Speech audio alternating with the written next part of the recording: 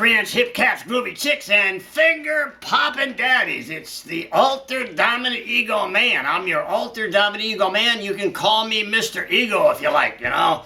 And I always tell stories. They're true stories about the KH. You know, I have one for you now about Clark Terry. The time he played with the famous trumpet player Clark Terry. You know, he played with Duke Ellington and all the greats. You know, anyway, Clark Terry came into New Haven, and KH was in the house rhythm section at the Holiday Inn.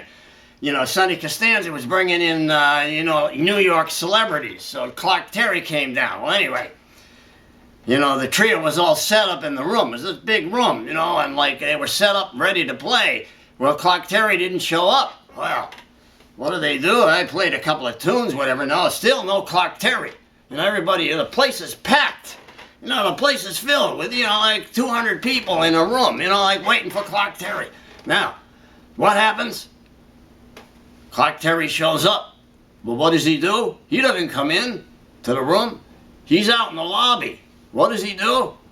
He starts playing a tune out in the lobby. You know, everybody's been waiting for him for like an hour. You know, he starts going like this. He goes, beep, ba-doodly-bop-ba-doodly-bop-ba-doodly-bop-ba-dop. In other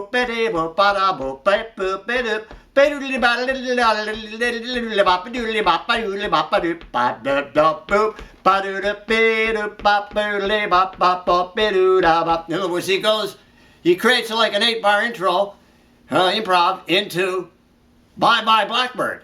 And he comes marching into the room playing Bye Bye Blackbird. The whole place, they all stand up and cheer him. You know, like an incredible moment, you know, like...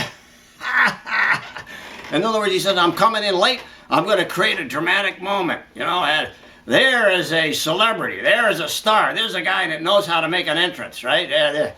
So anyway, so he does the gig. And somewhere in the first or second set, maybe it was the second set, he goes into his mumble bit, you know. His mumbles, you know, he was famous for his mumbles. No, that's a form of scat singing, which is not like this. Scoop bop boodly bop boodly bop boodly. It's sort of like this. Anyway, it's a mumble thing.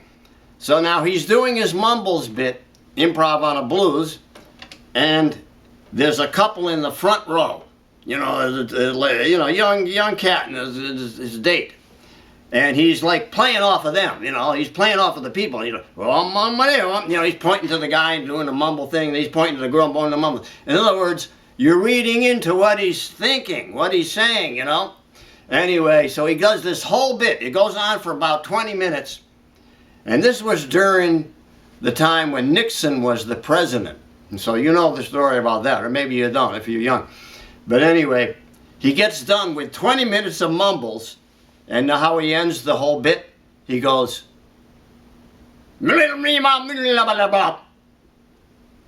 Watergate.